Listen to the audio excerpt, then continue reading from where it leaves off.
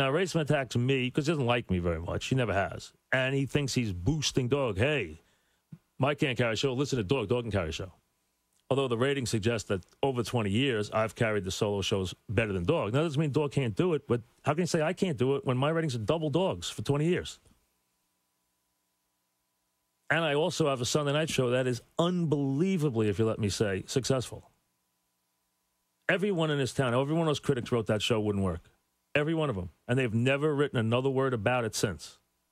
The only guys who have written about that show are the guys who aren't sports critics, just TV critics have written about that show. The sports guys have never written a word except to knock it, which is fine. I mean, I live in that every day. I'm not going to get any good publicity from those guys. That's fine.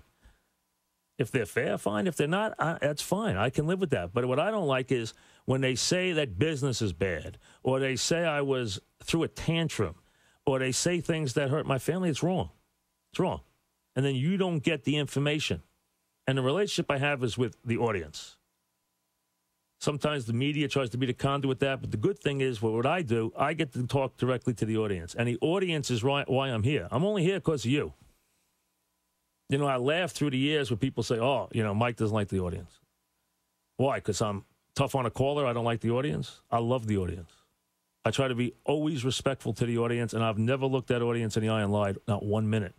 And during this whole thing, not once did I say anything that wasn't totally true. Not 1 minute. Not one sentence. Everything I told you was the truth.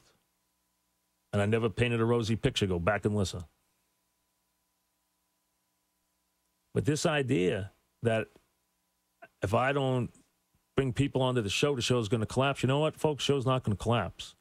I'm going to try and put together the best show because I want it. I have nothing to prove here anymore. This place will let me, these guys, they'll let me do whatever I want. I've earned that. They trust my judgment.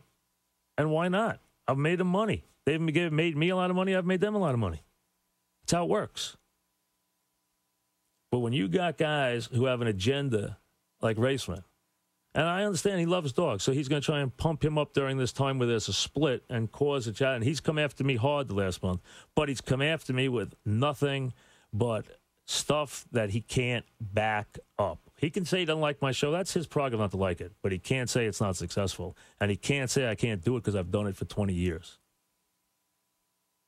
And I've done it in 3 spots. And let him find a guy in this town who's got a #1 show in any category in the ratings on radio or TV. There's none except the 3 I mentioned, and they're all mine.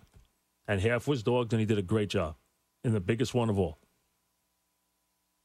But there's 3, and they're all mine. And I'm proud of them because of the relationship I have with the audience, because the audience responds to me, and that's all I have. That's all I have is that the fact that the audience responds to me. They always have. They have for a long time. And the sponsors respond to that.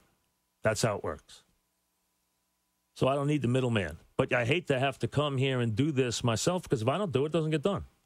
Because not one person, think about it.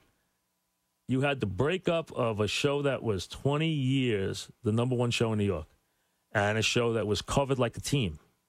And when the show broke up, I had 2 people ask me maybe 3 questions over 1 month. Not one person asked me to do an interview. Not one person asked my side of the story. Not one time. Nowhere. Come do a sit-down interview. Come do one on TV. Come do one on radio. Come do one in the print. Come do one in the magazine. Not one person asked to hear my side of the story. Not one. And I was getting pounded. I got pounded on network TV. I got made fun of on network TV. My family had to see that. I was called all kinds of names. I was told I was the reason for the breakup. I was called jealous. Hate to say it, but more power to Dog for what he signed for and everything he got. I wasn't going to rock my world. I hate to tell you. That's just the way it is. I hate to say it because I never wanted to have to say it. But you know what? I've been called all these names and said all this stuff that just is not accurate. Those folks haven't come within 2 football fields of my salary yet in their stories, which is not their business. But why write it like you know it when you don't have a clue? Here's what you need to know about Raceman. When I went out to Jet Camp, to do a show. I got Favre on. I worked hard to get Favre on that day.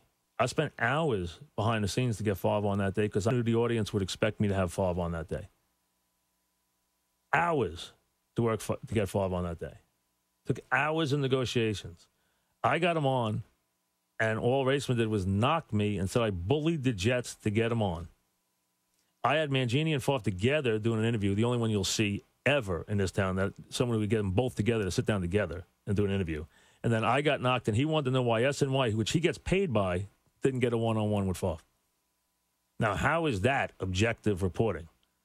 And how is it objective reporting that during the biggest story that he would handle this year, he did not call me once? Or the fact that he took all these numbers from FAN, and when they all played against his view of what would happen, meaning pro-dog and anti-Mike, he dropped them, all of them. Now, I'm not going to sit here and read them to you, but you can look them up. They're public record. And I'm not trying to run dog down. I'm just telling you those are facts. And business is very good. And I can sit here and do this by myself for as long as I want, whether someone likes it or not. And I'm not going to, because I don't want to. But you know what? Enough's enough. Because during this whole thing, all I did was come to work, and I got hammered. Back after this. The Fan, WFAN New York.